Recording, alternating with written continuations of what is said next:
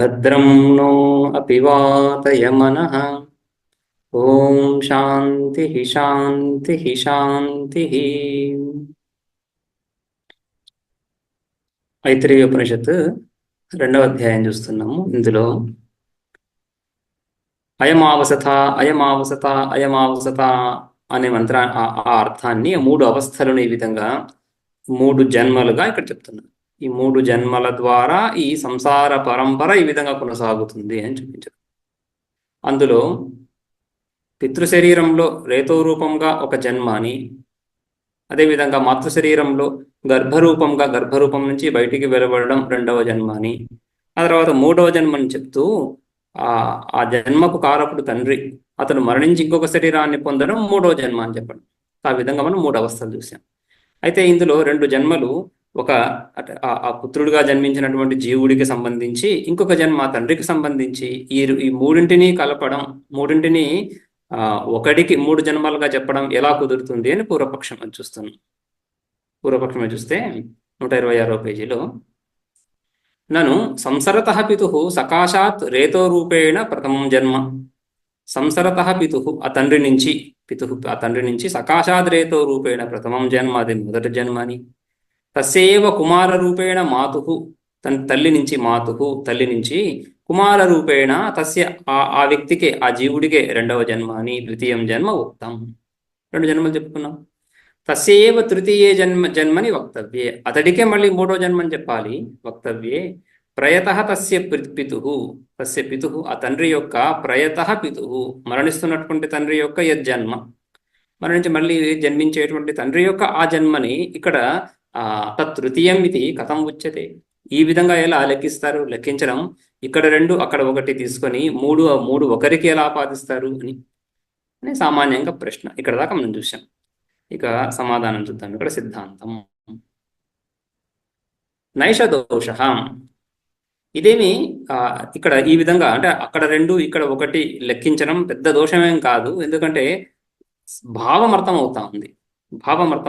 ఈ శరీరాన్ని విడిచి మళ్ళీ ఇంకొక శరీరాన్ని పొందడము, అది ఈ వ్యక్తికి కాకుండా ఇతడితోనే సమానమైనటువంటి ఆత్మ కలిగినటువంటి తండ్రికి చెప్పారు. ఆత్మావేపుత్ర నామాసి అని. అదేవిధంగా ఆ తండ్రి శరీరమే, శరీర సారంగానే ఉద్భవించినటువంటి పుత్రుడు. ఆ విధంగా ఇక్కడ పుత్రుడిగా, కుమారుడిగా జన్మించినాడు అని చెప్తున్నప్పుడు ఆ తండ్రికి పుత్రుడికి అభేదాన్ని చెప్పడం చేత అక్కడ చెప్పిన సంఖ్య ఇక్కడ అనువర్తిస్తుంది. నైష దోష పితాపుత్రయో ఐకాత్మ్యస్య వివక్షితత్వాత్. ఇక్కడ శృతి పితాపుత్రయో, ఆ తండ్రి అతనయుడు, వీళ్ళిద్దరికి కూడా ఐకాత్మ్యం, ఏకాత్మభావాన్ని చెప్పడం జరిగింది కదా. ఐకాత్మ్యస్య వివక్షితత్వాత్ సోపి పుత్ర స్వపుత్రే భారం నిదాయ ఇతః ప్రయన్ ఏవ పునః జాయతే యథా పిత. ఏ విధంగా తండ్రి ఇక్కడి నుంచి ఈ శరీరాన్ని విడిచి తనకి బాధ్యతలు అప్పగించే విధంగా ఈ శరీరాన్ని విడిచి వెళ్తున్నాడో, అదే విధంగా వీడు కూడా సోపి పుత్ర, ఆ పుత్రుడు కూడా స్వపుత్రే భారం నిధాయ, ఈ సంప్రతి కర్మ ఈ విధంగానే పాటిస్తూ తన పుత్రుడికి ఈ బాధ్యతను అప్పగించి తను కూడా ఈ లోకాన్ని విడిచి మళ్ళీ ఇంకొక జన్మాన్ని పొందుతాడు. అది కూడా పొందుతాడు. కాబట్టి ఈ 2 సమానంగానే ఉన్నాయి. తండ్రి ఏ విధంగా అయితే శరీరాన్ని విడిచి ఇంకొక జన్మను పొందుతున్నాడో, ఈ తనయుడు కూడా అదే విధంగా శరీరాన్ని విడిచి ఇంకొక జన్మను పొందడం అనేది అత్యంత సమానంగా ఉండడం చేత ఆ ఉదాహరణ ముందుగా కలిగేటువంటి, లేదా తండ్రి యొక్క సంప్రతి కర్మ గురించి చర్చ జరిగింది కాబట్టి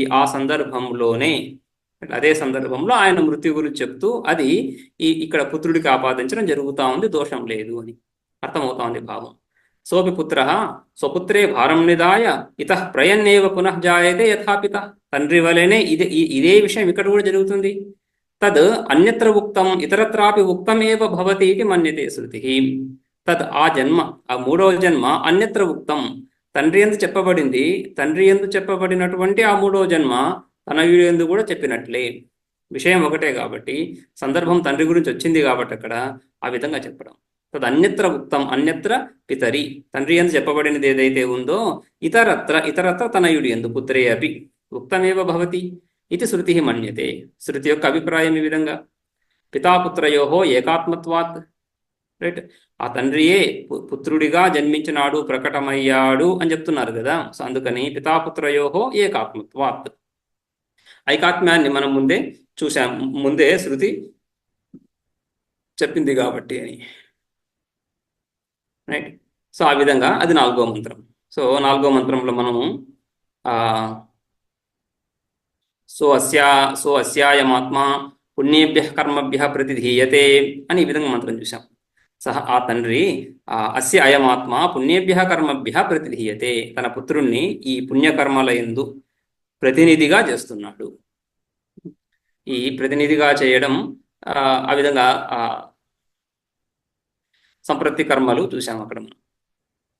అతాత సంప్రతిర్యదా ప్రైష్యన్ మన్యతే అథ పుత్రమాహ, ప్రైష్యన్ మన్యతే పుత్రమాహ అని బృహదారణ్యకంలో త్వం బ్రహ్మ త్వం యజ్ఞస్త్వం లోక ఇతి అని.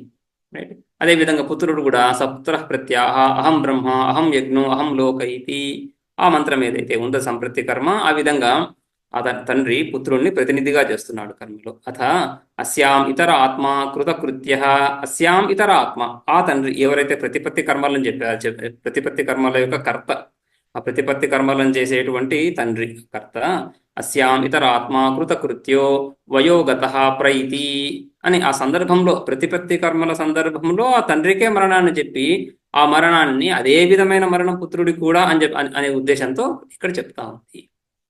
రైట్. వీడికి 3 జన్మలు, వీడికి 3 జన్మలు అంటున్నప్పుడు ఆ ముందు 2 జన్మలను చూపించిన తర్వాత మరణాన్ని చెప్పి, వాడికే మరణాన్ని చెప్పి 3వ జన్మ అనకుండా వీడు జీవించి ఉండగా అటువంటి మరణము, అటువంటి జన్మ వీడికి కూడా కలుగుతుంది అని 3వ దాన్ని చూపించడం. తండ్రి యందు చూపించి 3వ జన్మని, అదే 3వ జన్మ వీడికి కూడా కలగబోతోంది, ఇంకా కలగలేదు కదా, కలగబోతోంది అని చెప్పడం. 2 జరిగాయి, 3వది జరగబోతోంది, ఇంకా ఉన్నాడు కదా, 3వది జరగబోతోంది అని ఆ వ్యక్తిని గ్రహించి చెప్తున్నారు కదా. అందుకని ఆ విధంగా ముందు 2 చూపించి 3వది ఇంకొక చోట జరిగేదాన్ని, వీడికి జరగబోయేదాన్ని ఇంకొక చోట జరుగుతున్నదాన్ని చూపించడం. అతస్యాం ఇతరాత్మ కృతకృత్యో వయోగత ప్రైతి స ఇతః ప్రయన్నేవ పునర్జాయతే తదస్య తృతీయం జన్మ. అస్య తృతీయం జన్మ, వీడికి, ఈ పుత్రుడికి ఎవరికైతే 2 జన్మలు చెప్పుకున్నామో వాడికి అది 3వ జన్మగా మనం ఈ విధంగా చూడాలి అని. రైట్. ఇది ఈ సంసార కథనం. సంసారం అంతా ఈ విధంగా నడుస్తుంది అని చెప్పిన తర్వాత ఇక్కడి నుంచి మోక్ష ఉపాయం చెప్పడానికి తర్వాత 2 మంత్రాలు. 5వ మంత్రానికి అవతరణికలో ఏవం సంసరన్ వ్యక్తిత్రయేణ జన్మ మరణ ప్రబంధారూఢ సర్వలోక సంసార సముద్రే నిపతితః కథంచిత్ యథా శృత్యుక్తం ఆత్మానం విజానాతి, యథా కథంచిత్ యథా శృత్యుక్తం ఆత్మానం విజానాతి యస్యాం కస్యాంచిత్ అవస్థాయాం యదా విజానాతి తదా ఏవ, యదాకి తదా కన్వయం, తదా ఏవ ముక్త సర్వ సంసార బంధన కృతకృత్యో భవతి ఇత్యేతద్ వస్తు. ఈ విధంగా ఏవం సంసరన్, ఈ విధంగా సంసరన్ శత్రంతం కదా, శత్రంతాలు ప్రజెంట్ కంటిన్యూస్ టెన్స్ లో తీసుకుంటారు. శత్రంతాలని ప్రజెంట్ కంటిన్యూస్. ఏవం సంసరన్, ఈ విధంగా సంసారాన్ని పొందుతున్నటువంటి, ఏవం సంసారం సంపూర్ణంగా నిమగ్నమైనటువంటి, సంపూర్ణంగా మునిగిపోయినటువంటి ఆ వ్యక్తి అవస్థా అభివ్యక్తిత్రయేణ, ఈ 3 అవస్థలు చెప్పుకున్నాము, 3 జన్మలు, 3 అవస్థలు, అవస్థా అభివ్యక్తిత్రయేణ సంసరన్. ఈ విధంగా తండ్రి ద్వారా, తల్లి ద్వారా, తన శరీరం ద్వారా మళ్ళీ ఇంకొక శరీరాన్ని పొందుతూ అని ఈ విధంగా నిరంతరంగా ఈ సంసార ప్రవాహాన్ని పొందుతూ జన్మ మరణ ప్రవాహాన్ని చక్కగా పాటిస్తూ సర్వలోక సంసార సముద్రే, సర్వోలోక సకల ప్రాణులు కూడా ఒక దృష్టాంతాన్ని తీసుకొని ఇదే విధంగా సకల ప్రాణులు ఇదే విధంగా సంసారాన్ని పొందుతున్నాయి. సర్వోలోక సంసార సముద్రే నిపతితః, ఈ విధంగా సంపూర్ణంగా సంసారాన్ని పొందుతూ కథంచిత్ ఏదో పూర్వజన్మ పుణ్యకర్మ ఫలం చేత శృత్యుక్తం ఆత్మానం యదా విజానాతి, శృత్యుక్తం ఆత్మానం, శృతి చేత చెప్పబడినటువంటి ఆత్మస్వరూపం మనం మొదటి అధ్యాయాన్ని చూస్తూ వస్తున్నాం. రైట్. సదేవ సౌమ్యదమగ్ర ఆసీత్ అని చాందోగ్యంలో, ఇక్కడ కూడా ఈ సృష్టికి మునుపు ఆత్మా ఏవ ఇదమేక ఏవ అగ్ర ఆసీత్ రైట్, నాణ్యత్ కించన మిషత్ అని. ఆ విధంగా ఈ ఆత్మస్వరూపం, ఈ సృష్టి ఎందు నుంచి అయితే ఉత్పన్నమవుతుందో, రైట్, ఏ అవ్యక్త రూపంలో నుంచి, అవ్యక్త రూపం అంటున్నప్పుడు అజ్ఞాత బ్రహ్మ అని. సదేవ ఈ ఆత్మా ఏవ, ఆత్మావా ఇదమేక ఏవ అగ్ర ఆసీత్, అగ్రే ఆత్మా ఏవ ఆసీత్. ఎటువంటి ఆత్మ? ఆత్మ బ్రహ్మస్వరూపం, పరిపూర్ణ స్వరూపము, కానీ అజ్ఞాతము, అజ్ఞాత బ్రహ్మ, తెలియబడనటువంటి ఆత్మస్వరూపం అంటే అజ్ఞాన విశిష్టం అని. అజ్ఞాన విశిష్టమైనటువంటి చైతన్య స్వరూపముగా, ఆ చైతన్య స్వరూపంలోనే ఈ జగత్తంతా కూడా. అయితే ఈ జగత్తంతటికి కారణము, మూల కారణము, మూల ఆధారము జగత్తు అనేటువంటి జ్ఞానము అక్కడ లేదు. ఆ విశేష జ్ఞానం అక్కడ లేకపోవడమే అజ్ఞానం. సో ఆ విధంగా అజ్ఞాన విశిష్ట చైతన్యం, ఆ అజ్ఞాన విశిష్ట చైతన్యంలోనే జగత్తంతా కూడా ఏకీకృతమై ఉంది. అక్కడి నుంచి ఆ మూల కారణాన్ని అది శృతి చెప్పినటువంటి ఆత్మస్వరూపం, అదే ఆత్మస్వరూపం, ఈ జగత్తంతటికి ఆధారభూతమైనటువంటి ఆత్మస్వరూపాన్ని యథా విజానాతి, ఏ కాలంలో అయితే వింటున్నాడో, యస్యాం కస్యాంచిత్ అవస్థాయాం. ఇక్కడ 3 అవస్థలు చెప్పుకున్నాం. తండ్రి శరీరంలోను, తల్లి శరీరంలోను, తన శరీరంలోను అని ఈ విధంగా 3 అవస్థలు చెప్పుకున్నాము. ఏ అవస్థలోనైనా కూడా యస్యాం కస్యాంచిత్ అవస్థాయాం యథా విజానాతి తదా ఏవ ముక్త సర్వ సంసార బంధన, సకల సంసార బంధనలను విడవబడినటువంటి వాడై, ముక్త సర్వ సంసార బంధనై, సకల సంసార బంధనాల చేత విడవబడినటువంటి వాడు. ముక్త సర్వ సంసార బంధన సన్ కృతకృత్యో భవతి, కృతకృత్యుడవుతున్నాడు. అంటే పొందవలసినదేమీ కూడా లేకుండా ఉన్నటువంటి వాడే కృతకృత్య, పొందదగినటువంటి స్వరూపాన్ని పొంది ఉన్నాడు. ఏ విధంగా? విజానాతి, జ్ఞానము చేతని. సిద్ధాంతం అంతా కూడా జ్ఞానాదేవతు కైవల్యం అని, జ్ఞానాదేవతు కైవల్యం. అందుకనే యదా విజానాతి తదా ముక్త, సకల సంసార బంధనాల నుంచి కూడా ఒక్క ఉదుటున ముక్తుడవుతున్నాడు ఆ విచారం చేత, ఆ జ్ఞానము చేత. విచార ఫలం జ్ఞానం, జ్ఞానం చేత మోక్షాన్ని పొందుతున్నాడు. జ్ఞానం ఎక్కడి నుంచి వస్తుంది? విచారం చేత. విచారం చేత జ్ఞానం కలుగుతుంది. ఏ విచారము? వాక్య విచారం. అందుకని శృత్యుక్తం ఆత్మానం, శృతిచే చెప్పబడినటువంటి ఆత్మస్వరూపాన్ని శృతి వాక్య విచారం ద్వారానే పొందుతాము. వాక్య విచారం చేస్తున్నప్పుడు ఏం కలుగుతుంది? జ్ఞానం కలుగుతుంది. ఆ జ్ఞానము కలిగిన సమకాలంలోనే ఈ విధంగా తన స్వరూపం, జ్ఞానము ఉన్న విషయాన్ని తెలియజేస్తుంది, కానీ కొత్తగా సృష్టించేది ఏం లేదు. కొత్తగా సృష్టించేది కానీ ఈ బంధనం నివృత్తి కూడా ఇది ఆత్మ ప్రాప్తిని ఏ విధంగా అయితే ప్రాప్తస్య ప్రాప్తి అని చెప్పుకుంటున్నామో, ఈ నిషేధం కూడా నిషిద్ధస్యేవ నిషేధ, నిషేధించబడే ఉంది. అంటే ఆత్మయందు ఈ సంసార బంధనం వాస్తవానికి లేదు. లేనటువంటి బంధనాన్ని లేదు అని తెలుసుకోవడం, లేనటువంటి బంధనాన్ని అజ్ఞానం చేత తనకు ఆపాదించుకోవడం బంధనం, సంసారం. ఆ లేనటువంటి బంధనాన్ని ఇది లేదు అని గుర్తించడం, సమ్యక్ జ్ఞానం చేత ఆ గుర్తించడం ఏదైతే ఉందో అదే మోక్షం అని చెప్తున్నారు ఇక్కడ. అందుకని జ్ఞానం చేత మాత్రమే బ్రహ్మవేద బ్రహ్మైవ భవతి, బ్రహ్మను తెలుసుకుంటున్నటువంటి వాడు బ్రహ్మయే అవుతున్నాడు అని ముండకం. తైత్తిరీయంలో కూడా మొట్టమొదటి వాక్యంలోనే బ్రహ్మానందవలిలో సూత్రభూత వాక్యం, రైట్, అక్కడ కూడా ఆత్మజ్ఞానం, ఆ జ్ఞానం కలిగిన ఆ సమకాలంలోనే బ్రహ్మస్వరూపాన్ని పొందుతున్నాడు. పరం ఆప్నోతి, రైట్. సో పరం ఆప్నోతి, బ్రహ్మవిత్ పరం ఆప్నోతి. బ్రహ్మజ్ఞానం చేతనే పరం పరం పరం బ్రహ్మస్వరూపం, ఆత్మస్వరూపాన్ని ఆప్నోతి పొందుతున్నాడు. ఎక్కడ? తన హృదయంలోనే. ఆ విధంగా యదా విజానాతి తదా ఏవ ముక్త సర్వ సంసార బంధన, సంసార బంధనాలన్నీ తొలగి తన స్వరూపాన్ని తెలిసిన తర్వాత ఏక విజ్ఞానేన సర్వ విజ్ఞానం భవతి అని, ఇది సర్వ విజ్ఞాన ప్రతిజ్ఞ, ఏక విజ్ఞానేన సర్వ విజ్ఞానం భవతి అని ఆ ప్రతిజ్ఞకు అనుకూలంగా సకల ఇక తెలియదగినటువంటి విషయాలేవి లేవని, ఏ విషయాలైతే ఈ సంసార స్వరూపంగా ఉన్నాయో అవన్నీ కూడా మిథ్యాస్వరూపాలు కాబట్టి అవన్నీ కూడా తెలిసినవే అయి ఉన్నాయి. తన స్వరూపం కంటే వేరుగా లేవు కాబట్టి పొందబడే ఉన్నాయి కాబట్టి కృతకృత్య. పొందదగినటువంటి విషయం ఏమీ లేనటువంటి వాడు కాబట్టి కృతకృత్య. కృతం కృత్యం ఏన, కృత్యం అంటే పొందదగినటువంటి విషయము, కృతం అంటే పొందబడినదే. పొందదగినటువంటి విషయాలు ఏవైతే ఉన్నాయో అవన్నీ కూడా పొందబడే ఉన్నాయి. ఎందుకని? వాటి యొక్క సారము రసోవైస, వాటి యొక్క సారము ఆత్మస్వరూపం పొందబడి ఉంది కాబట్టి. కృతకృత్యో భవతి. ఏ విధంగా కృతకృత్యో భవతి? యదా విజానాతి, ఎప్పుడైతే తెలుసుకుంటున్నాడో అప్పుడే. భవతి ఇత్యేతద్ వస్తు అని ఈ విషయాన్ని, ఈ విషయం సంసార ప్రాప్తి, ఆ తర్వాత సంసార విమోక్షణం, ఈ రెండింటిని కూడా ఈ రెండు విషయాలను కూడా వస్తూ తదుక్తం ఋషినా అని మంత్రం చూద్దాం. తదుక్తం ఋషినా గర్భేను సన్నన్వేషామా తదుక్తం ఋషినా గర్భేను సన్నన్వేషాం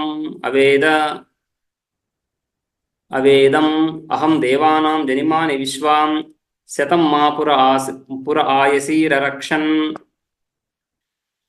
అదస్యేనో జవసా నిరదీయమితి గర్భ ఏవ ఏతచ్చయానో వామదేవ ఏవమువాచ. తదుక్తం ఋషినా. ఋషి ఇక్కడ మంత్రార్థంలో రుషతి గచ్చతి జ్ఞానేన సంసారపారం అని ఋషి శబ్దం.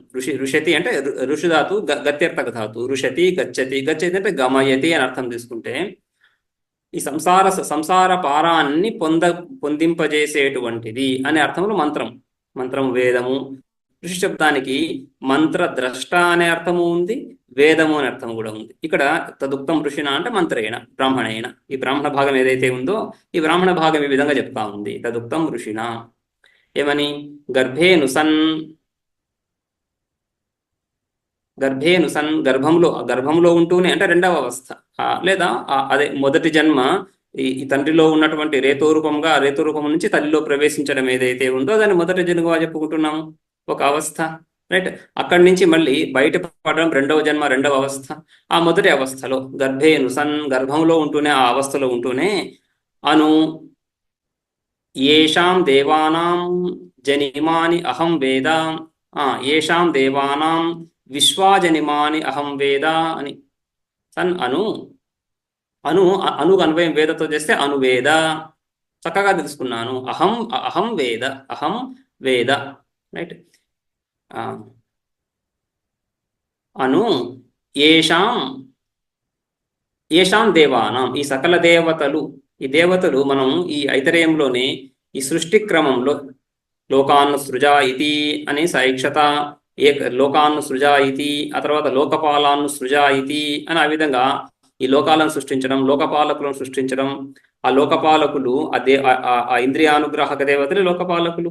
ఆ లోకపాలకులు సంసారాన్ని అసనాపిపాసలను పొందడం, సంసారంలో పడడం, వాళ్ళు మళ్ళీ పరమాత్మను తమకు ఒక ఉపాధి కల్పించమని ప్రార్థించడం, ఉపాధిని పొందడం. ఈ విధంగా మళ్ళీ ఆ ఉపాధిలో పరమాత్మ కూడా ఈ సృష్టించిన సృష్టి నేను లేకుండా మనుగడ దీనికి లేదు, లేదా నేను ఇందులో ప్రవేశించకపోతే నన్ను వీళ్ళు ఎప్పటికీ తెలుసుకోలేరు అనే ఉద్దేశంతో ప్రవేశించడం, ఆ ప్రవేశ శృతి, ఇదంతటిని కూడా అవేద. ఏషాం దేవానాం, దేవతలు వీళ్ళే, ఇంద్రియానుగ్రాహక దేవతలే. లోకపాలకులు అంటున్నాము, దిక్పాలకులు అంటున్నాము. వీళ్ళందరూ కూడా ఆ సమష్టిలో దిక్పాలకులని, లోకపాలకులని, వెష్టిలో ఇంద్రియానుగ్రాహక దేవతలని, ఇంద్రియాలను అనుగ్రహిస్తూ ఆయా రూపాలను, శబ్ద స్పర్శ రూప రసగంధాలను ప్రకాశింపజేస్తున్నారు. ఆ విధంగా ఆ దేవతలు ఏషాం దేవానాం, ఈ సకల దేవతల యొక్క విశ్వాజనిమాని, సకల జన్మలను కూడా నేను అహం వేద తెలుసుకుంటున్నాను. శతం మా పుర ఆయసీర్ అరక్షన్, మాం నన్ను ఈ విధంగా శతం పురః, ఈ వందల కొలది శరీరాలు, ఈ పురం జీవుడు ఉన్నటువంటి ఈ శరీరము, పురః ఎటువంటి పురాలు? ఆయసీహి పురం. ఆయసి అంటే ఈ ఇనుప ఖైదీలు అనే విధంగా అయితే ఇనుప కారాగారాలు పెడుతున్నారో ఆ విధంగా ఆయసీహి పురం, భేదించడానికి అయోగ్యమైనటువంటి, అభేద్యమైనటువంటి, దుర్భేద్యమైనటువంటి గుహ వంటి ఈ శరీరము జ్ఞానము చేత దీనితో తాదాత్మ్యాన్ని విడవడమే కానీ ఇంకొక రకంగా దీని నుంచి విమోక్షణం లేదు. ఈ శరీరం పోతే పోవచ్చు, ఇంకో శరీరం వస్తూ ఉంది. ఈ శరీరము కాలక్రమేణా ప్రారబ్ధవశంగానే వస్తుంది, ప్రారబ్ధవశంగానే పోతుంది. ప్రారబ్ధ కర్మకి 3 ఫలాలు చెప్పుకుంటారు: జాతి, ఆయుర్భోగ. జాత్యాయుర్భోగ, జాతి అంటే జన్మ, ఆయుష్ అంటే మృత్యువు, ఎంతకాలం జీవిస్తున్నాడు అనేది. సో జన్మ, ఆయుష్, మృత్యువు రెండు కూడా ప్రారబ్ధ కర్మతో నిర్ణయించబడతాయి. ఆ మధ్యలో ఉన్నటువంటి భోగం అంటేనే సుఖ దుఃఖ అన్యతర సాక్షాత్కారము. సుఖ దుఃఖాల్లో ఏదో ఒకటి వస్తూనే ఉంటుంది, సుఖమో దుఃఖమో, ఈ రెండు కూడా భోగమే. ఈ 3 కూడా ఈ జన్మ, ఆయుష్, ఈ మృత్యువు లేదా జన్మ, భోగము, మృత్యువు, ఈ మూడు కూడా ప్రారంభ కర్మ ఫలాలు. రైట్. ఈ ప్రారంభ కర్మ వశంగానే శరీరం వస్తూ ఉంది, పోతుంది, మళ్ళీ ఇంకొక శరీరం కూడా మళ్ళీ అదే విధంగా ప్రారంభ కర్మ వశంగా వస్తుంది. అంతేగాని శరీరం నుంచి సంపూర్ణంగా ఒక స్వాతంత్రం అనేది లేదు లేదు. అందుకని ఆయసీహి పురః. ఈ విధంగా ఈ విధంగా దుర్భేద్యమైనటువంటి ఈ శరీరాలు, అనేకమైనటువంటి శరీరాలు, వందల శరీరాలు, ఆ పరంపర చూసే మూడు అవస్థలు, ఈ అవస్థల ద్వారా సంసారాన్ని పొందుతూ ఉన్నాడు. అటువంటి శరీరాలు ఆయసీహి అరక్షన్, అవి నన్ను రక్షిస్తూ ఉన్నాయి. ఎక్కడి నుంచి? ఈ సంసారంలో నుంచి బయటపడకుండా రక్షిస్తున్నాయి. ఈ శరీరాలన్నీ కూడా సంసారానికి ఈ జీవుణ్ణి అనుసంధానం చేస్తున్నాయి. ఆ సంసారం నుంచి వాడు తప్పించుకోలేకుండా చూస్తున్నాయి. అటువంటి శరీరాలు, వందల కొలది శరీరాలు. అధహ అంటే అధోభూతమైనటువంటి, అంటే ఈ ఈ ఈ మానుషీయ ఉపాధులు ఏవైతే ఉన్నాయో ఈ అధోలోకాలు అంటే శరీరము చైతన్య అపేక్షంగా అధహ నికృష్టం కాబట్టి అధహ అని. లేదా అధహ అంటే ఇంకొక పదంగా శత్రంతంగా తీసుకొని పరమాత్మ స్వరూపాన్ని తెలుసుకున్నటువంటి వాడనై అని. శతమ్మాపుర ఆయసి రరక్షన్. లేదా అధహ అంటే అనంతరం అంటున్నప్పుడు ఈ విధంగా సంసార ప్రాప్తి ఇలా ఉండగా అదృష్టవశాత్తు ఈ విధంగా ఈ తత్వజ్ఞానాన్ని పొంది అదస్ శేనో జవసా నిరదీయం ఇది. శేన ఆ డేగ ఏ విధంగా అయితే త్వరగా అన్ని అడ్డంకులను తొలగించుకొని ఏ విధంగా ఆకాశంలోకి ఎగిరిపోతూ ఉందో, సో ఆ విధంగా ఆ పక్షిలాగా నేను కూడా ఈ శరీరాలన్నింటినీ, ఈ బంధనాలన్నింటినీ దాటుకొని ఈ సంసారాన్నంతటినీ గుర్తించి, ఎందుకని దేవానాం విశ్వాజనిమాని వేద, ఈ సకల దేవతల యొక్క జన్మలను తెలుసుకున్నాను. అంటే సకల దేవతల యొక్క సకల జన్మలను తెలుసుకుంటున్నాను. ఆ ఇంద్రియానుగ్రాహక దేవతలతో కలిసే కదా జన్మను పొందడం. సో ఆ విధంగా శతమ్మాపుర ఆయసీహి, ఈ జన్మలన్నీ కూడా తెలుసుకుంటూ వీరన్నిటికీ మూల కారణాన్ని తెలుసుకొని జవసా నిరదీయం, ఈ బంధనాన్ని దాటి ఈ విధంగా నా స్వరూపాన్ని తెలుసుకున్నాను అని ఆయన వామదేవుడు గర్భ ఏవ ఏతచ్చయానో వామదేవ ఏవమువాచ.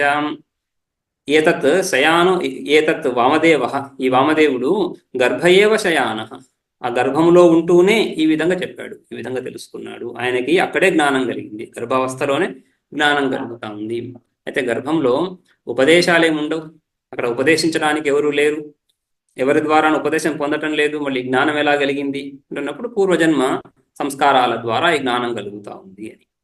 బృహదారణ్యకంలో కూడా ఈ మొదటి అధ్యాయంలోనే హిరణ్యగర్భుడు హిరణ్యగర్భుడు ఆవిర్భవించిన తర్వాత ఆయనకు జ్ఞానం కలుగుతా ఉంది. ముందు భయం కలుగుతా ఉంది, ఎవరు లేరు ఇక్కడ అని.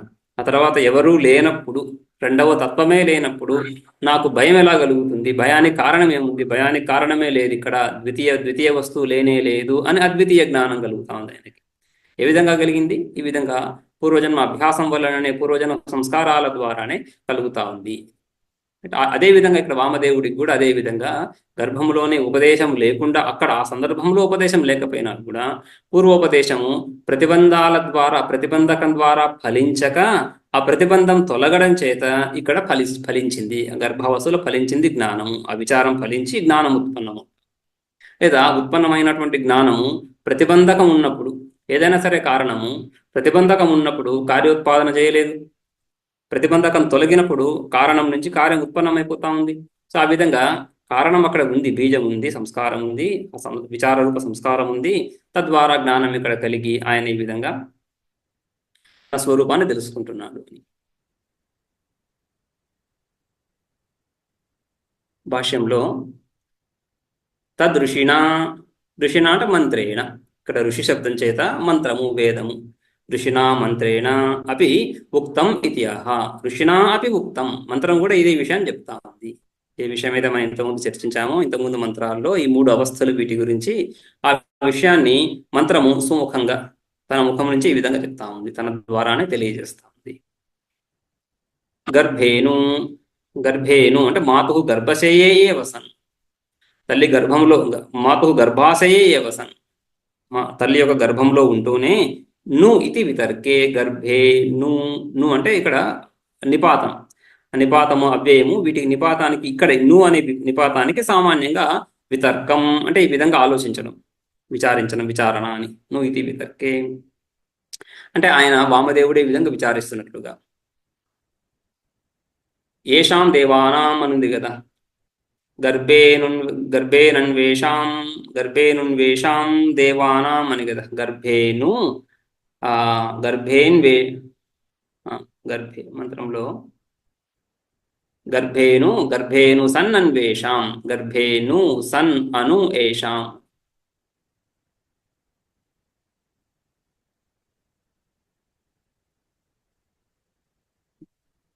గర్భేను సన్ ఏషాం, సన్ ను ఏషాం, సన్ ను ఏషాం, సన్ అను లేదు, గర్భేను సన్ ను ఏషాం.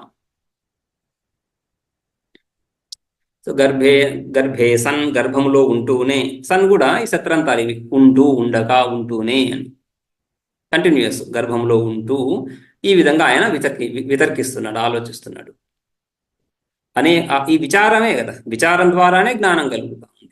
విచారానికి ఆధారం ఏంటి? శృతివాక్యం. విచారం చేయాలంటే ఈ విచారం అంటేనే ఈ విచారము ఒక విషయాన్ని తీసుకొని విచారించాల్సి ఉంటుంది. ఏదైనా ఒక విషయాన్ని తీసుకొని విచారించాల్సి ఉంటుంది. ఆ విషయాన్ని నిర్ధారించేది ఎవరు? ఏ విషయం తీసుకొని విచారించాలనేది. లోకంలో సామాన్యంగా మనం విచారిస్తున్నప్పుడు లౌకిక విషయాలను తీసుకొని విచారిస్తాం. ఆ లౌకిక విషయాలు ఎక్కడి నుంచి వస్తున్నాయి? రాగద్వేషాల ద్వారా, పూర్వపూర్వ రాగద్వేషాల ద్వారా పూర్వపూర్వ అనుభవాలు, ఆ అనుభవాల ద్వారా విషయాలు, వాటి యొక్క విచారం జరుగుతాం. ఆత్మ విషయం ఎక్కడి నుంచి వస్తుంది? ఆత్మ విషయము శృతి ప్రతిపాదితం కాబట్టి శృతి వాక్యాల ద్వారా ఆత్మ విషయం తెలుస్తూ ఉంది. బుద్ధి, బహిర్ముఖమైన బుద్ధి ఈ విధంగా అంతర్ముఖం అంటే అంతర్ముఖంగా ఉన్న ఆత్మ, ప్రత్యేగాత్మ యొక్క పరిచయం బుద్ధికి ఈ విధంగా శృతి వాక్యాల ద్వారా వస్తుంది. సో విచారానికి బీజం ఆ వాక్యం అవుతుంది. ఆ వాక్యాన్ని విచారించి ఇది వితర్కే ఏమని, అనేక జన్మాంతర భావన పరిపాకవశాత్, అనేక జన్మాంతర భావన, భావన అంటే సంస్కారము అని, రైట్.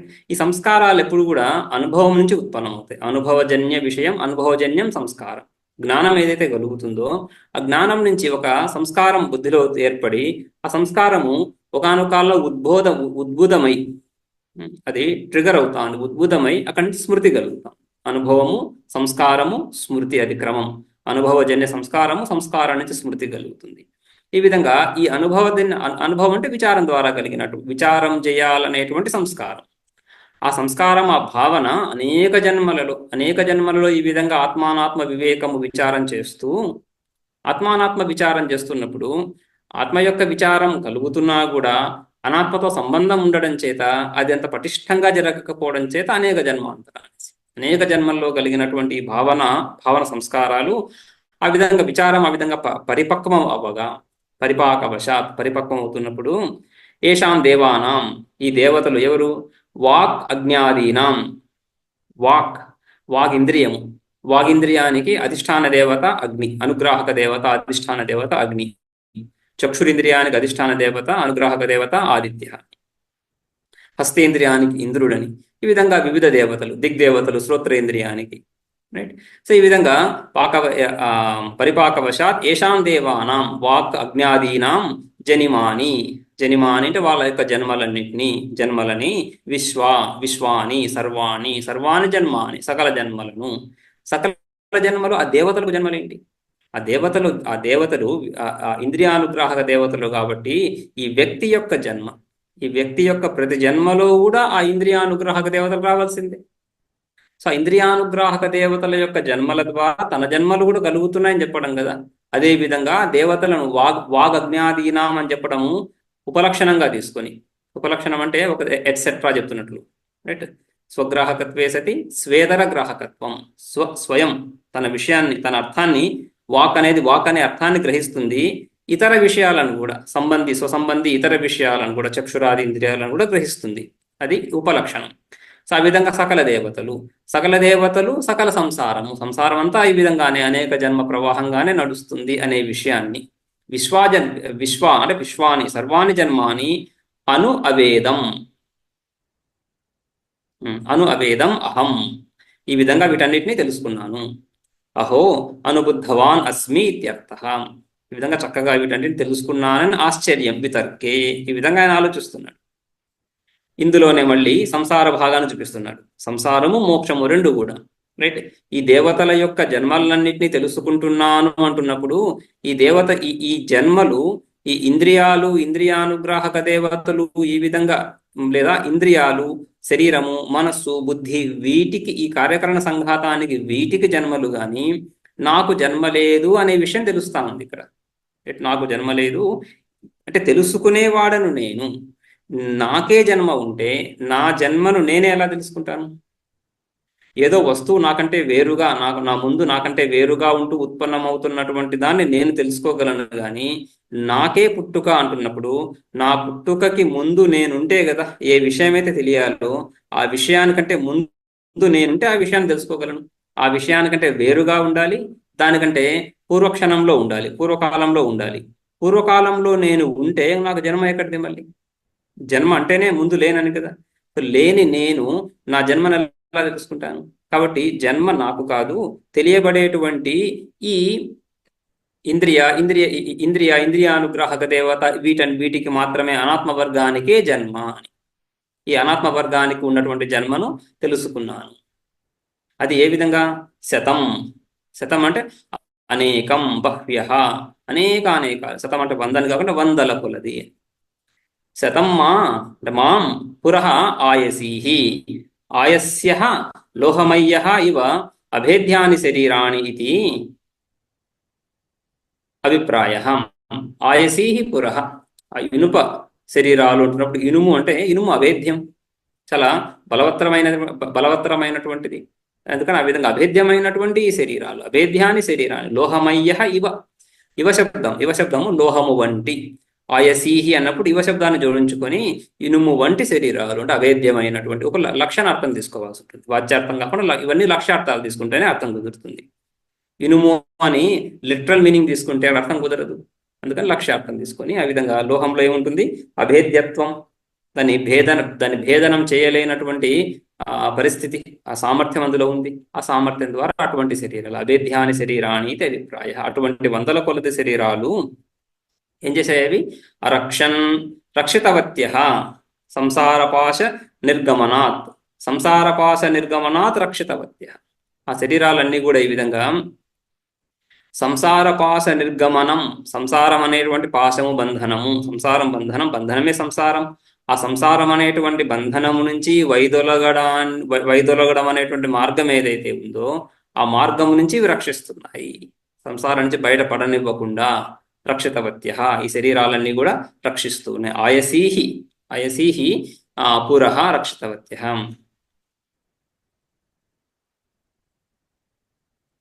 అధః అంటున్నప్పుడు ఇక్కడ మళ్ళీ అతస్యేన, అధ శబ్దానికి అథ అర్థం. అథ అంటే తదనంతరం, అనంతరం, అప్పుడు ముందు ఆ విధంగా అనేక శరీరాలు రక్షిస్తూ ఉన్నాయి అంటే ఆ శరీరాలతో తాదాత్మ్యాన్ని పొంది ఉన్నాను నేను.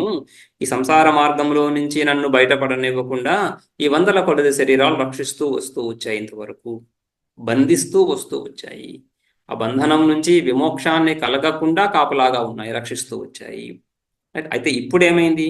అతః సేన ఇవ జాలం భిత్వా జవసా ఆత్మజ్ఞానకృత సామర్థ్యేన నిరదీయం నిర్గతః అస్మి. ఇప్పుడు నిర్గతః అస్మి, ఆ సంసారం నుంచి వైదొలగాను. సంసార వ్యాఖ్యానము, ఆ తర్వాత మోక్షము. ఆ సంసారం నుంచి ఏ విధంగా వైదొలగాను? ఈ విధంగా సేన ఇవ, సేనపక్షి ఈ డేగవలే జాలం భిత్వా, దాని వల ఏదైతే, దాని వల పట్టడానికి ఏదైతే వల వేస్తున్నారో ఆ వలను భిత్వా ఛేదించి భిన్నం చేసి జవసా, ఆ సామర్థ్యంతో. ఏంటా సామర్థ్యం? జవసా వేగం అంటే సామర్థ్యం. వేగంగా ఏంటా వేగం? ఆత్మజ్ఞానకృత సామర్థ్యేన, ఆత్మజ్ఞానము ద్వారా కలిగినటువంటి సామర్థ్యం.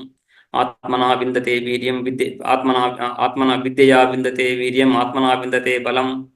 సో ఆ విధంగా ఆత్మజ్ఞానకృత సామర్థ్యం ఏదైతే ఉందో ఆ సామర్థ్యం చేత, ఆత్మజ్ఞాన మహిమ చేత, ఆత్మజ్ఞానం అజ్ఞానాన్ని తొలగించగా అజ్ఞాన కార్యాలు, ఈ సంసారము, ఈ ద్వైతము, కామకర్మ, అజ్ఞాన కార్యాలు కామకర్మ, ఈ శరీరంతో తాదాత్మ్యము, చిజ్జడ గ్రంథి, భిద్యతే హృదయ గ్రంథి, ఛిద్యంతే సర్వ సంశయా.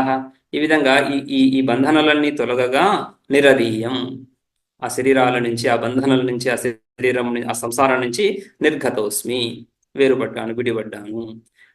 అహో గర్భయేవ శయానో వామదేవ ఋషి ఏవం బువాచ ఏతత్. ఈ విధంగా ఆ ఆ నిర్గత అస్మి, అహో ఆశ్చర్యం. ఆ విధంగా గర్భే ఏవ శయాన, ఆ గర్భమునందున్నటువంటి వామదేవ ఋషి, గర్భమునందు ఉన్నటువంటి అని చెప్పడం చేత ఏ అవస్థలోనైనా. అందుకనే ఆ అవతరణికలో యదా తదా అని మనం ఆ రెండు మాటలు చూసాం. యథాశ్రుత్యుక్తం ఆత్మానం విజానాతి తదా ఏవ ముక్త సర్వ సంసార బంధన భవతి అని. యదా తదా, ఏ అవస్థలో అయితే ఆ అవస్థలోనే, ఎప్పుడైతే అప్పుడే. అంటే జ్ఞానము ఉత్పన్నమవుతున్నటువంటి సమకాలంలోనే, అదే కాలంలోనే ఎప్పుడైతే జ్ఞానం ఉత్పన్నమవుతుందో ఆ జ్ఞానము అజ్ఞానాన్ని ధ్వంసం చేస్తూనే ఉత్పన్నమవుతుంది. జ్ఞానానికి అజ్ఞానానికి సమానాధికరణ్యం, సహచర్యం లేదు, కలిసి ఉండడం లేదు. జ్ఞానము అజ్ఞానం కలిసి ఉండవు. సమాన విషయకమైతే, ఒకే విషయానికి చెందినటువంటి జ్ఞానము అజ్ఞానము, ఈ రెండు ఎప్పుడూ కలిసి ఉండవు.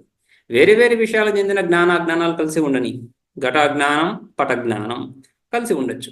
కానీ ఒకే విషయానికి సంబంధించినటువంటి జ్ఞానము అజ్ఞానం రెండు కలిసి ఉండవు. సో ఆత్మ విషయక అజ్ఞానం సంసార హేతువు, ఆత్మ విషయక జ్ఞానము, అదే సమాన విషయక జ్ఞానము సంసార ముక్తి హేతువు.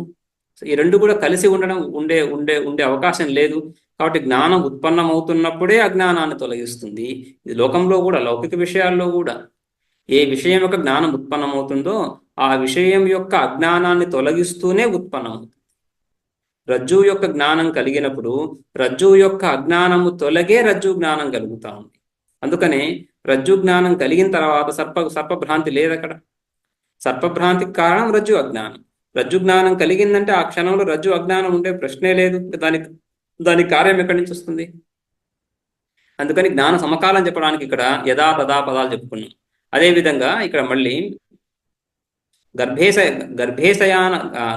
ఏవ శయానో వామదేవ ఋషి, ఈ వామదేవ ఋషి గర్భంలో ఉంటూనే అని ఏవం బువాచ, ఈ విధంగా చెప్తున్నాడు. కాబట్టి ఏ అవస్థలో జ్ఞానం కలిగితే అక్కడే మోక్షం కలుగుతా ఉంది. అదేవిధంగా 6వ మంత్రం చూద్దాం. స ఏవం విద్వాన్ అస్మాత్ శరీర భేదాదూర్ధ్వ ఉత్క్రామ్య అముష్మిన్ స్వర్గే లోకే సర్వాన్ కామాన్ ఆప్త్వా అమృత సమభవత్.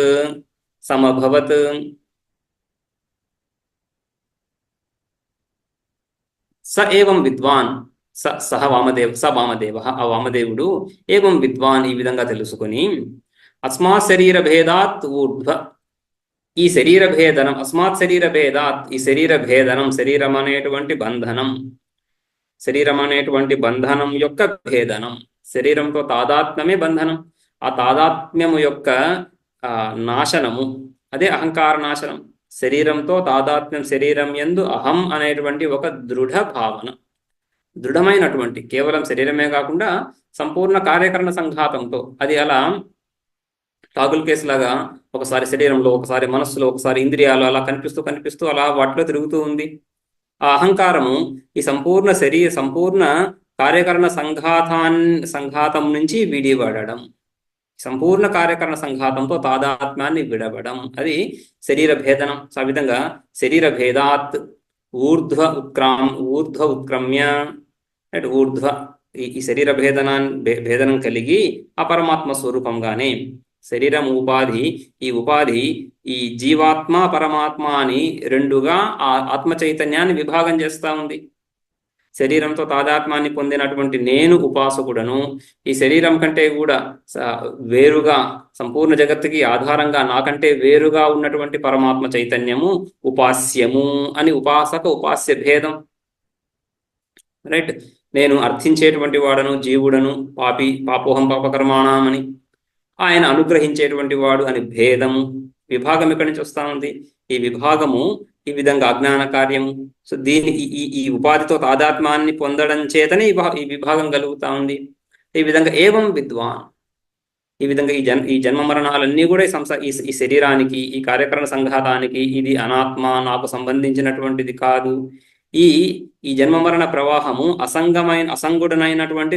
అసంగుడనైనటువంటి నాకు సంబంధించినది కాదు అని తెలుసుకోవడం.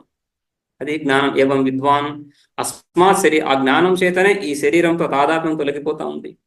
అస్మాత్ శరీర భేదాత్, ఈ శరీర భేదాన్ని విడిచి ఊర్ధ్వ ఆ పరమాత్మ స్వరూపంగా ఉపాధి తొలగినప్పుడు నిరుపాధిక చైతన్య స్వరూపంగా ఉత్క్రమ్య సంపూర్ణంగా సంసారం నుంచి విడిబడి అముష్మిన్ స్వర్గే ఈ స్వర్గంలో ఈ అంటే ఇక్కడ తన స్వరూపమే అయిన స్వర్గే లోకే సర్వాన్ కామాన్ ఆప్త్వాం, సకల కామనలు, సకల కోరికలు, సకల విషయాలను పొందినటువంటి వాడై, రైట్, సర్వాత్మ స్వరూపుడై సర్వాన్ కామాన్ ఆప్త్వా, సకల కామనలను పొంది అమృత సం అభవత్, అమృత సం అభవత్, సమ్యక్ అమృత స్వరూప అభవత్.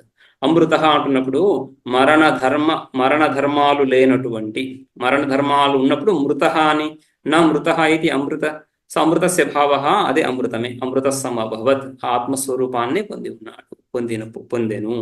అమృత సమభవత్. మళ్ళీ రెండు సార్లు చెప్పడం ఈ విధంగా ద్విరుక్తి అధ్యాయ పరిసమాప్తి. ఈ అధ్యాయము సమాప్తమైంది అని.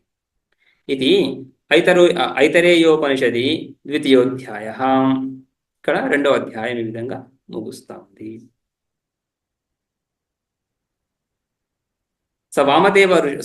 వామదేవో ఋషి. ఈ వామదేవుడు, ఈ ఋషి, ఏ ఋషి గురించి అయితే మనము ముందు మంత్రంలో చర్చించాము, ఆ ఋషి యథోక్తమాత్మానం ఏవం విద్వాన్, యథోక్తమాత్మానం ఈ విధంగా తత్ సృష్ట్వా తదేవాను ప్రావిశత్, రైట్. సో ఈ విధంగా సకల లోకాలను అంబో మరీచిర్ మరం ఆపహ అనే విధంగా ఈ లోకపాలకులను సృష్టించి, ఆ తర్వాత ఈ సీమానం విదార్య ప్రాపద్యత అని ఆ విధంగా ఈ శిరస్సులో మూర్ధాభాగం, ఆ మెత్తటి భాగంలో ఈ శిరస్సులో ఉండే రెండు కపాలాలు ఏవైతే ఉన్నాయో ఆ జోడి కలయికను విడదీసి అందులో నుంచి శరీరంలో ప్రవేశించాడు అని. అయితే ఈ విధంగా ప్రవేశించాడు అని శృతి చెప్పింది, కానీ ఆ ప్రవేశ వాక్యానికి తాత్పర్యం విశేషంగా మనం విచారించి చూసాం. భాష్యంలో ప్రవేశ శృతుల తాత్పర్యము ప్రవేశం అనేది ఉపలబ్ధిని సూచించడం అని, రైట్. సో ఈ ప్రవేశం అని ఇక్కడ ఏదైతే చెప్పబడిందో దాని తాత్పర్యం ఏముంది? తాత్పర్యం ప్రవేశించడంలో కాదు. ఈ విధంగా ప్రవేశించాడు, ఆ విధంగా ప్రవేశించాడు, చీమలు ఏ విధంగా అయితే బిలంలో ప్రవేశిస్తున్నాయి ఆ విధంగా ప్రవేశించాడా, ఈ ప్రశ్నలన్నిటిని తీసుకొని ప్రవేశం అంటేనే దాని ప్రధాన తాత్పర్యం ఇక్కడ ఉపలబ్ధి అని చెప్పడం. జ్ఞానం ఇక్కడ కలిగి ఎక్కడైతే ఏ వస్తువు తెలుస్తుందో అక్కడికి ఆ వస్తువు ప్రవేశించింది అని అనడం లోకంలో సామాన్యంగా మనం చేసే ప్రయోగాలు ఇవి, లౌకిక ప్రయోగాలు. ఎక్కడైతే ఏ వ్యక్తి ఉన్నాడో ఆ వ్యక్తి అక్కడ ప్రవేశించాడు. మన గుహలో వెళ్ళి ఎవరైనా దర్శనం చేసుకున్నప్పుడు ఆ గుహలోకి ఆయన ప్రవేశించాడు అనే భావన మనకు కలుగుతుంది, ఏదో ఒక రోజు ప్రవేశించుంటాడు ఇక్కడికి అని, రైట్. ఎక్కడైతే ఏ వస్తువు అయితే ఏ వస్తువు ఉపలబ్ధి ఎక్కడుందో ఆ వస్తువుని అక్కడ ఎవరో పెట్టారో లేదో అది ప్రవేశించిందో అని చెప్పుకోవాల్సి ఉంటుంది. కాబట్టి ఉపలబ్ధి అనేది ప్రవేశాన్ని సూచిస్తా ఉంది. కాబట్టి ఆ ప్రవేశం ద్వారా ఉపలబ్ధిని చెప్తా ఉంది శృతి, రైట్. సో ఆ విధంగా యథోక్తమాత్మానం ఏవం విద్వాన్, యథోక్తమాత్మానం ఈ విధమైన ఆత్మస్వరూపాన్ని, ఈ విధంగా సృష్టి మొదలుకొని సృష్టి ప్రవేశము, రైట్. ఆ తర్వాత ఆ ప్రవేశించిన తర్వాత అజ్ఞానం చేత ఆ ఉపాధులతో తాదాత్మ్యాన్ని పొంది జీవభావాన్ని పొందడం, రైట్. ఇదంతా ఒక క్రమంగా చెప్తున్నప్పటికీ కూడా మళ్ళీ అజ్ఞానాన్ని అనాదిగానే చెప్పుకుంటాం, రైట్. సృష్టించి ప్రవేశించి తాదాత్మ్యాన్ని పొంది అన్నప్పుడు ఈ తాదాత్మ్యాన్ని పొందడం ఒకానొక కాలంలో లభించింది అని అర్థం కాదు. అందుకనే ప్రవేశం అనేది ఉపలబ్ధిని మాత్రమే సూచిస్తుంది. ఒకానొక కాలంలో, రైట్, XYZ ఆ కోఆర్డినేట్స్కి వచ్చేసేసి ఒకానొక కాలంలో ప్రవేశించాడు అంటే అంతకు ముందు ప్రవేశించకుండా స్వతంత్రంగా సంబంధం లేకుండా ఉన్నాడు, ఆ తర్వాత సంబంధాన్ని పొందాడు అని అర్థం వస్తుంది. కానీ అసంగోహి అయం పురుష అని శృతి చెప్తా ఉంది. అసంగోహి అయం పురుష అంటున్నప్పుడు ఈ పరమాత్మ ఈ శుద్ధ చైతన్యానికి సంబంధం, సాంగత్యం అజ్ఞానంతో గాని అజ్ఞాన కార్యాలతో గాని లేదు అని కదా. ఎటువంటి సంబంధము లేనటువంటి ఆ పరమాత్మ ఈ విధంగా సంబంధాన్ని ఎలా పొందాడు? సంబంధం లేనటువంటి పరమాత్మ సంబంధాన్ని ఎలా పొందుతాడు? సంబంధాన్ని పొందే లేడు. పొందినట్లుగా అనిపిస్తుంది. పొందినట్లుగా అనిపించడమే అజ్ఞాన కార్యం. అందుకని అజ్ఞానానికి ఆది లేదు అని. ఆ ఆది లేదు అని చెప్పిన తర్వాత ఆ పరమాత్మని ఇక్కడ పొందగలవు నీవు అని చెప్పడానికి సృష్టి వాక్యాలు, ప్రవేశ వాక్యాలు. అంతేగాని సృష్టి ఈ క్రమంలో జరిగింది అని నిరూపించడానికి కాదు. రైట్? ఈ సృష్టి క్రమం గురించి కూడా అధికరణాలు వస్తాయి బ్రహ్మసూత్రాల్లో. అనేక శృతులలో అనేక సృష్టి ప్రక్రియలు ఏవైతే ఉన్నాయో వీటిని ఎలా సమన్వయం చేయాలంటున్నప్పుడు వీటి సమన్వయం అంతా కూడా సృష్టికర్తలోనే కానీ, అంటే ఈ వాక్యాల తాత్పర్యం సృష్టికర్తను సూచించడం. సృష్టికర్తను సూచించడమే తాత్పర్యం, కానీ ఇందులో ఈ ప్రక్రియా భేదాలను సమన్వయం చేయడంలో ఆ తాత్పర్యం లేదు. ఆ విధంగా చూడడానికి వీలు లేదు సృష్టి వాక్యాలను. సృష్టి వాక్యాలన్నీ కూడా ఇండిపెండెంట్గా ఆ సృష్టికర్తను చూపిస్తున్నాయి. అన్ని వాక్యాలు కూడా ఒకే సృష్టికర్తను చూపిస్తున్నాయి. ఆ సృష్టికర్తను చూపించడం అనే అంశంలో విరోధం ఏం లేదు. ఆ విధంగా సమ్యక్ అనుయంతి, సమన్వయం అవుతున్నాయి అన్ని వాక్యాలు పరమాత్మ యందు. అందుకని ఇక్కడ కూడా యథోక్తమాత్మానం ఈ విధంగా, రైట్, ఈ విధంగా ఆత్మస్వరూపాన్ని తెలుసుకొని, రైట్, ఈ సంసారం అంతా ఆవిద్యకం అని తెలుసుకొని, ఏవం విద్వాన్ అస్మా శరీర భేదాత్ శరీర భేదం ఏముంది?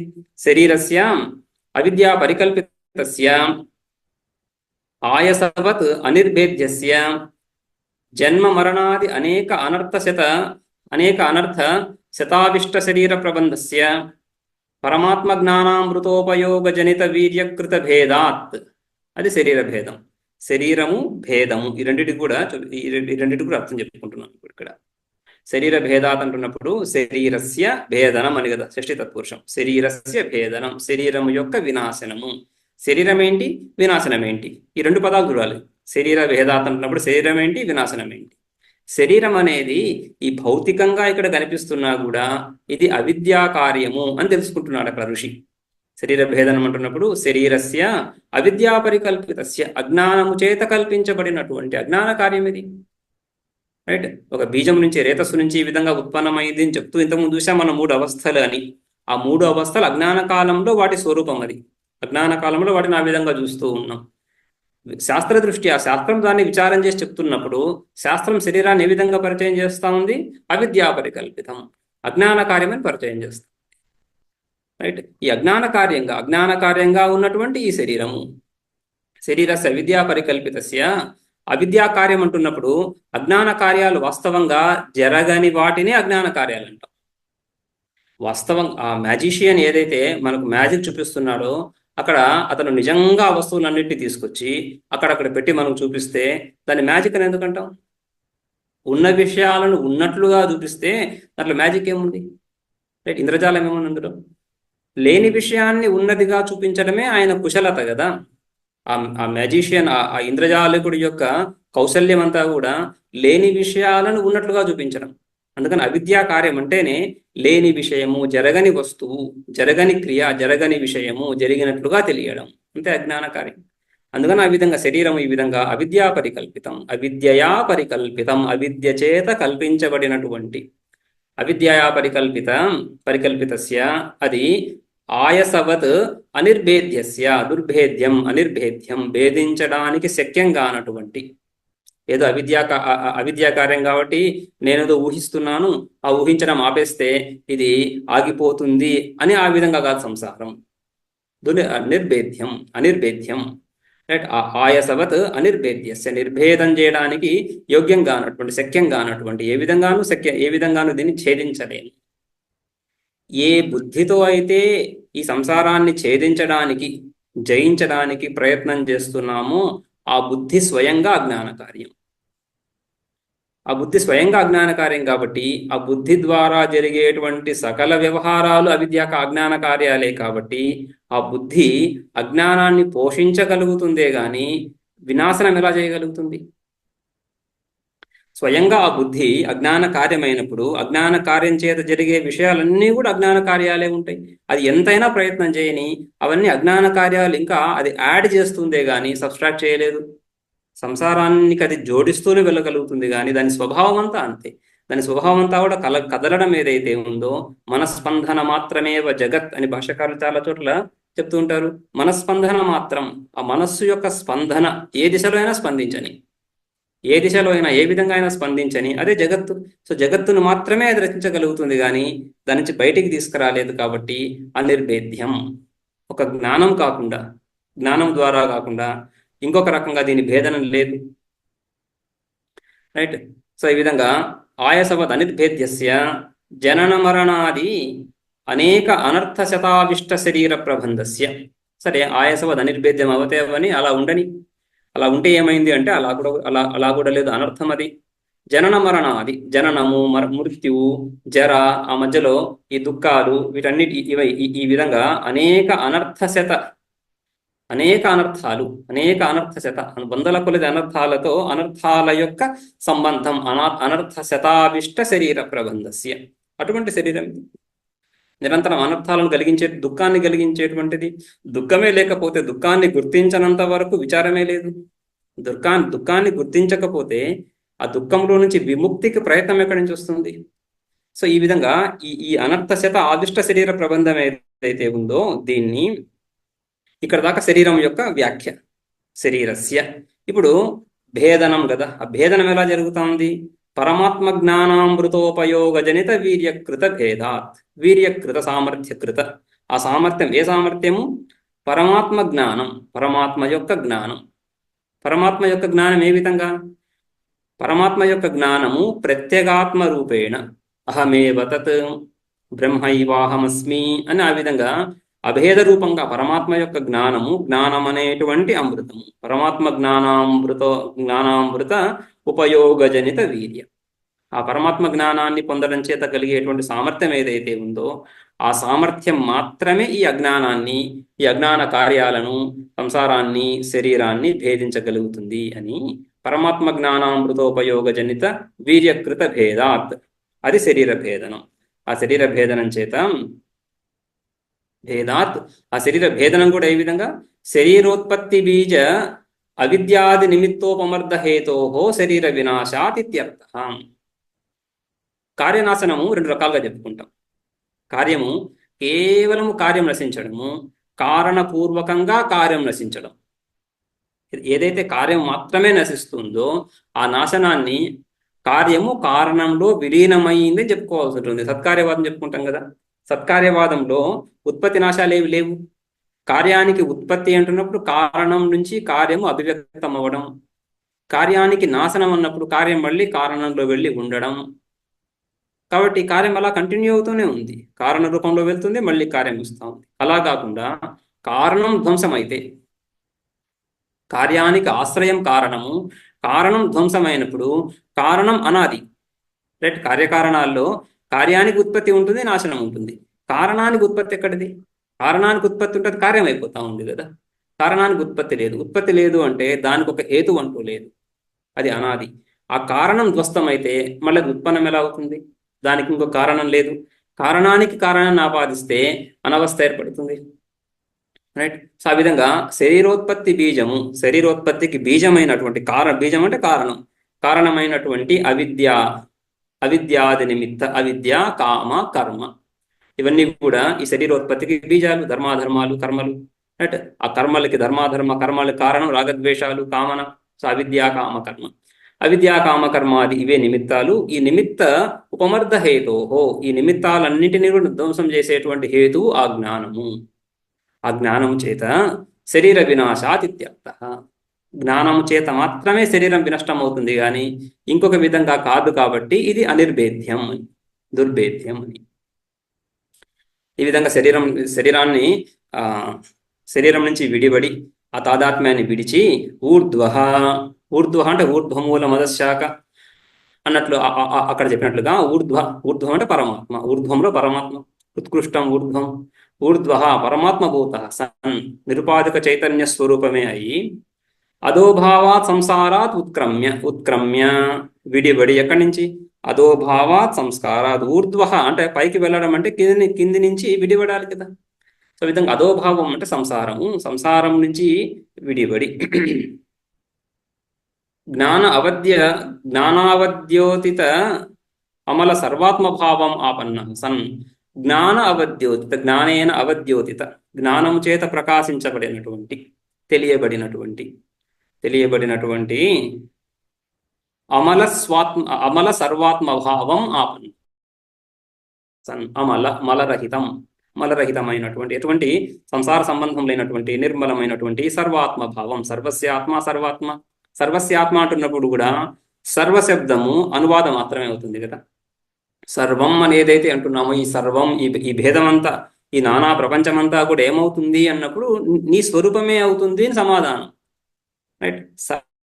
నువ్వేదైతే అంటున్నావో ఆ సర్వము ఈ ఆత్మస్వరూపమైంది అని చెప్పడం. సర్వాన్ని ఇక్కడ బాధ సమానాధికరణ్యంగానే తీసుకుంటాం. బాధ సమానాధికరణం అంటున్నప్పుడు సర్వం బాధించబడుతా ఉంది, శేషంగా మిగిలిపోతా ఉంది ఆత్మస్వరూపం. ఆదిశేష ఆదౌ శిష్యతే ఇది ఆదిశేష, సృష్టి ఆదిలో మిగిలిపోతున్నటువంటి ఆ ఆత్మస్వరూపం. ఆ ఆత్మస్వరూపంలోనే సర్వము విలీనమవుతా ఉంది. ఆ విధంగా సర్వాత్మభావం ఆపన్, లేదా జీవన్ముక్తి అవస్థలో సర్వాత్మభావం. సర్వం మమ ఆత్మ అని గుర్తిస్తున్నాడు కాబట్టి సర్వాత్మభావం. విదేహ కైవల్యంలో సర్వాత్మభావం అంటున్నప్పుడు ఆత్మస్వరూపంలో సర్వము విలీనమవడం అని బాధ సమానాధికరణ్యం. సో జీవన్ముక్తిలో ముఖ్య సమానాధికరణం చెప్పుకున్నా దోషం లేదు. సర్వాత్మభావం ఆపన్న సన్, సర్వాత్మభావాన్ని పొంది అముష్మిన్, అముష్మిన్ ఈ లోకం నుంచి, అముష్మిన్ ఈ స్వర్గలోకం, స్వర్గం గురించి కదా. యథోక్తే అజరే అమరే అమృతే అభయే సర్వజ్ఞే అపూర్వే అనపరే అనంతరే అబాహ్యే ప్రజ్ఞానామృతైకరసే ప్రదీపవత్ నిర్వాణం అత్యగమత్. ఈ విధంగా అముష్మిన్ అంటే ఈ లోకంలో, ఈ లోకం అంటే ఆత్మలోకము, ఆత్మయే లోకము, ఆత్మయే లోకం అంటే స్వరూపము. లోకం అంటే ఇక్కడ పొందేటువంటిది అని కాకుండా స్వరూపము అని. ఆత్మలోకము, ఈ ఆత్మస్వరూపానికి వ్యాఖ్య అన్ని కూడా అనైతత్పురుషాలతో. అజరే జర వృద్ధాప్యము లేనటువంటి, అమరే మరణము లేనటువంటి, అమృతే అమృత స్వరూపమైనటువంటి నిత్యమైనటువంటి, అభయే ఈ భయము రెండో వస్తువు నుంచి కలుగుతా ఉంది. ఈ రెండో వస్తువు నుంచి మరణం అనేది ఒకటి ఉంది. దాని తర్వాత ఏమవుతుందో, ఏ ఉపాధి కలుగుతుందో, ఎక్కడికి వెళ్తామో, ఏ లోకాలు పొందుతామో, ఇవన్నీ రెండో వస్తువులు. ఆ రెండో వస్తువు గురించి ఒక ఆదుర్ద, దాని ద్వారా భయం కలుగుతా ఉంది. ఆ రెండవ వస్తువుకి హేతువే అజ్ఞానం. అజ్ఞానం చేత ద్వైత కల్పన కలుగుతా ఉంది. ఆ అజ్ఞానము, అద్వైతం యొక్క హేతువు అజ్ఞానం, ద్వైతానికి కారణం అజ్ఞానం. అజ్ఞానం నశించడం చేత ద్వైతం గాని, అద్వైతం చేత కలిగేటువంటి ద్వితీయ వస్తువు ద్వారా కలిగేటువంటి భయం గాని లేనటువంటి అభయే సర్వజ్ఞే సర్వశ్చ అసౌజ్ఞశ్చ అని ఆ విధంగా కర్మధారి సమాసం చెప్పుకుంటే సర్వాత్మకము జ్ఞానస్వరూపము. సర్వశ్చ అసౌజ్ఞశ్చ అంటున్నప్పుడు సర్వాత్మకము ఏంట? సర్వాత్మకము జ్ఞానస్వరూపం. జ్ఞానము ఆత్మస్వరూపమే. సో జ్ఞానము కంటే వేరుగా ఈ ప్రపంచం అనేది అక్కడ లేదు కాబట్టి సర్వము జ్ఞానస్వరూపమై ఆ జ్ఞానములోనే ఈ సర్వము లీనమైంది అని. సర్వశ్చ అసౌజ్ఞశ్చ సర్వజ్ఞే అపూర్వే అనపరే. పూర్వంలో సామాన్యంగా వస్తువు యొక్క పూర్వంలో కారణం ఉండాలి, రైట్. సో వస్తువు ఉత్పత్తికి ముందు కారణం ఉండాలి. సో అటువంటి కారణము లేనటువంటి పూర్వరూపంలో, పూర్వస్థానంలో ఉండేటువంటి కారణం లేదు కాబట్టి అపూర్వం, అపూర్వే ఆత్మని అనపరే. పరం తర్వాత కలిగేది కార్యము. ఈ ఆత్మస్వరూపానికి తనకంటూ ఒక కారణము లేదు, తన నుంచి ఉత్పన్నమయ్యేటువంటి కార్యము కూడా లేదు. మళ్ళీ ఇప్పుడు దాకా చెప్పిన సృష్టి అంతా ఏమైంది? తదైక్షత లోకాన్ని సృజాయితి, సైక్షత లోకాన్ని సృజాయితి, లోకాలను ఏమవుతున్నాయి? ఆ విధంగా ఆవిద్యక సృష్టి అని, రైట్. అనంతరే అనపరే కార్యకారణాతీతం పరమాత్మ స్వరూపము కార్యము కాదు, కారణము కాదు. కార్యము కాదు అంటున్నప్పుడు తను దేని నుంచి ఉత్పన్నం కాలేదు కాబట్టి కార్యం కాదు, కారణం కూడా కాదు. తన నుంచి ఏమి ఉత్పన్నం కావటం లేదు కాబట్టి కారణం కూడా కాదు అని. ఆ విధంగా అనపరే, అపూర్వే అనపరే అని చెప్తున్నప్పుడు అజాతి తెలుస్తాం. జన్మ లేదు ఇక్కడ, జన్మలేవి లేవు అనేసి. జన్మలంటేనే కార్యకారణం రావాలి, కార్యకారణం లేకుండా జన్మం లేదు. సో అపూర్వే అనపరే అనంతరే అబాహ్యే. బాహ్యము అభ్యంతరము, బయట లోపల అనే విభాగము ఉపాధి ద్వారా కలుగుతుంది. శరీరం అనే ఉపాధిని తీసుకొని శరీరంలో నేనున్నాను, ఈ శరీరం బయట ఈ భోగ్యజాత వస్తువులన్నీ కూడా శబ్ద స్పర్శ రూప రసగంధాది వస్తువులన్నీ కూడా ఉన్నాయి అనే భావన కలుగుతా ఉంది. బాహ్యము అంతరము, అంతరంలో నేనున్నాను, రైట్, జ్ఞానం కలుగుతా ఉంది లోపల, బయట సత్ వస్తువు ఉంది, సత్ బయట ఉంది, చిత్ లోపల ఉంది అని ఈ విధంగా సత్ చిత్తుల యొక్క విభాగం ఎలా కలుగుతా ఉంది? ఉపాధి ద్వారా, అజ్ఞానం ద్వారా, అజ్ఞాన కార్యమైనటువంటి ఉపాధి ద్వారా. ఆ విధంగా బాహ్యాభ్యంతరాలు ఎందులో అయితే లేవో అంటే నిరుపాధిక స్వరూపము. అనంతరే అబాహ్యే ప్రజ్ఞానామృతైక రసే, ప్రజ్ఞానామృతం, ప్రజ్ఞానం అనేటువంటి అమృతం, ప్రజ్ఞానామృతం ఏకరసం, అందులో ఎటువంటి విభాగాలు లేనటువంటి జ్ఞానం అంటూనే మనము జ్ఞానము, జ్ఞేయము, జ్ఞాత, రైట్. సో ఈ విధంగా ప్రమాత, ప్రమాణము, ప్రమేయము, ప్రమితి, ఈ విధంగా భేదాలు, ఇవన్నీ భేదాలు. ప్రమాత ప్రమాణం కాదు, ప్రమాణం ప్రమేయం కాదు, ప్రమేయం ప్రమ కాదు. సో ఈ విధంగా ఇవన్నీ కూడా ఒకదానికంటే ఒకటి భిన్న భిన్నంగా ఉన్నాయి. ఆ తర్వాత విషయాలను తీసుకొస్తే ప్రమేయం ఒక ప్రమేయం ఇంకొక ప్రమేయం కాదు, ఒక ప్రమాణం ఇంకొక ప్రమాణం కాదు, ఒక ప్రమాత ఇంకొక ప్రమాత కాదు. ఈ భేదాలన్నీ కూడా జ్ఞానంలో కలుగుతున్న ఈ విధంగా అవి లేనటువంటి ఏకరసం. ఒకటే జ్ఞాన స్వరూపమే కానీ ఒకటే జ్ఞాన స్వరూపం, ఒకటి అనే సంఖ్య కూడా ఈ రెండు లేదని చెప్పడానికే ఒకటి సంఖ్య. ఆ విధంగా ప్రజ్ఞానామృతైక రసే ప్రదీపవత్ నిర్వాణం అత్యగమత్, అటువంటి ఆత్మస్వరూపంలో ప్రదీపవత్, ప్రదీపము, దీపము ఆ కొండ కింద అంటారు, దీపం మారిపోతున్నప్పుడు ఎక్కడికి వెళ్తా ఉంది? ఆ తేజోస్వరూపంలో, సర్వవ్యాపకమైనటువంటి తేజోస్వరూపంలో లీనమైపోతా ఉంది. నష్టం అవ్వలేదు కదా. నష్టం అంటే నిరన్వయ నాశం అవ్వటం లేదు. నిరన్వయ నాశం అయితే మళ్ళీ ఎక్కడ దీపం వెలగకూడదు, మళ్ళీ దీపం వెలుగుతా ఉంది కాబట్టి ఆ తేజోస్వరూపంలో లీనమైపోతుంది, అవ్యాకృత రూపంలో ఉండిపోతుంది, మళ్ళీ వ్యాకృతంగా అభివ్యక్తం అవుతుంది. ఆ విధంగా ఇక్కడ ఆ ప్రదీపవత్, దీపం ఏ విధంగా అయితే తేజోస్వరూపంలో సర్వాత్మకంగా అయిపోతుందో, సర్వవ్యాపకమైనటువంటి తేజస్సులో లీనం ఎలా అవుతుందో, ఆ విధంగా ఇక్కడ ఈ సర్వవ్యాపకమైనటువంటి సర్వజ్ఞమైనటువంటి ఆత్మస్వరూపంలో లీనమవుతున్నట్టు ఎవరు? ఆ వామదేవుడు. అది అముష్మిన్, అముష్మిన్ స్వర్గే లోకే, స్వర్గే లోకే, స్వర్గే లోకే స్వర్గలోకము ఎక్కడో దూరంగా ఏదో లోకంలో, చంద్రలోకము, ఇక్కడి నుంచి దక్షిణాయన మార్గంలోనూ ఉత్తరాయణ మార్గంలోనూ చేరే స్వర్గలోకం కాకుండా స్వస్మిన్ ఆత్మని స్వే స్వరూపే, స్వర్గే లోకే అంటే స్వస్మిన్ ఆత్మని, తన స్వరూపంలోనే అమృత సమభవత్, అమృత స్వరూపం, అమృత స్వరూపమై ఉండిపోతున్నాడు. అమృత స్వరూపాన్ని పొందుతున్నాడు. ఆత్మజ్ఞానేన పూర్వం ఆప్తకామతయా జీవన్నేవ సర్వాన్ కామాన్ ఆప్త్వా ఇత్యర్థః.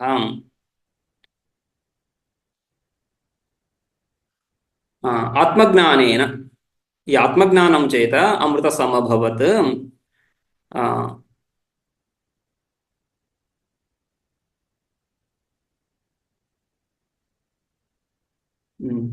పూర్వం ఆప్తకామతయా జీవన్నేవ సర్వాన్ కామాన్ ఆప్త్వా ఇతి అర్థః.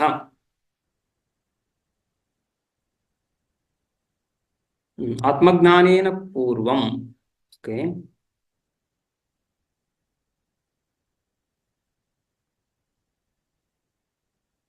ఆప్తజ్ఞానే, పూర్వం పక్కన పెడితే ఆత్మజ్ఞానేన ఆప్తకామతయా జీవన్నేవ సర్వాన్ కామాన్, సర్వాః కామాః ఆప్త్వా, సకల కామలను, సకల విషయాలను, సకల స్వరూపాన్ని, సర్వాత్మ భావాన్ని, ఇక్కడ జీవన్ముక్తం చెప్తున్నప్పుడు సర్వాత్మ భావం, సర్వాత్మ భావం అంటే సర్వం యందు అహం అనేటువంటి భావన కలగడం. సర్వం యందు అహం అనేటువంటి భావన కలగడం అంటే ఒక వ్యష్టి, ఒక పరిచ్ఛిన్నంగా నేను వేరుగా ఉన్నాను అనేటువంటి భావన లేకపోవడం, ఆ భావన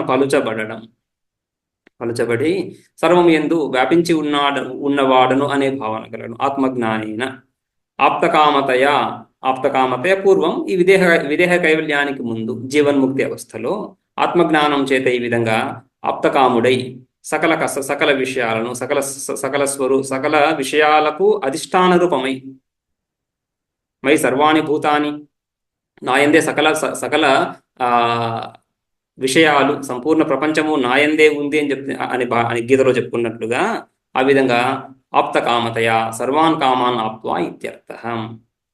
ద్వివచనం, ఈ రెండు సార్లు ఈ మంత్రంలో ఈ రెండు వాక్యాలు ఏవైతే వస్తున్నాయో, అమృత సమభవత్ అని ద్విర్వచనం.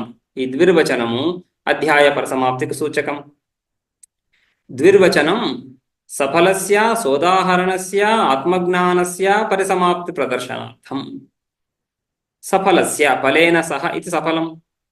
ఫలంతో పాటుగా ఆత్మజ్ఞానము దాని ఫలం కూడా చెప్పబడింది ఇక్కడ. సంసార వినిర్ముక్తి ఫలం, స్వరూప ప్రాప్తి ఫలం, ప్రాప్తస్య ప్రాప్తి స్వరూపం ఫలం, స్వరూపమే ఫలము, దుఃఖనాచనం కూడా, సంసార నిర్ముక్తి కూడా అని. ఆ విధంగా సఫలస్య సోదాహరణస్య, ఎక్కడైనా జరిగిందా ఈ విధంగా అంటే ఈ విధంగా ఉదాహరణ వామదేవ ఋషి ఉదాహరణ, వామదేవ ఋషిని ఉదాహరణగా శృతి ప్రతిపాదిస్తా ఉంది. సోదాహరణస్య ఈ ఆత్మజ్ఞానం యొక్క ఉదాహరణ, ఆత్మజ్ఞానం యొక్క ఫలం, ఆత్మజ్ఞానం యొక్క స్వరూపం కూడా, ఇవంతా కూడా పరిసమాప్తి ప్రదర్శనార్థం సమాప్తమయ్యింది అని చెప్పడానికి నిర్వచనం. ఆత్మజ్ఞానం సమాప్తమయ్యింది, రైట్. ఇంకొక అధ్యాయం ఉంది కానీ ఈ రెండవ అధ్యాయంలో ఆత్మజ్ఞానం పరిసమాప్తమయ్యింది. ఈ మూడో అధ్యాయంలో మళ్ళీ ఇక విచారము, ఈ ఆత్మజ్ఞానం యొక్క విచారం, రైట్. దీన్ని ఏ విధంగా మననం చేయాలి అని ఆ విషయాన్ని మూడవ అధ్యాయంలో చూస్తాం. ఇది శ్రీమద్ శంకర భగవత్పాదాచార్య కృతౌ ఐతరేయోపనిషద్ భాష్యే ద్వితీయోధ్యాయ. ఈ విధంగా రెండవ అధ్యాయం ముగిసింది.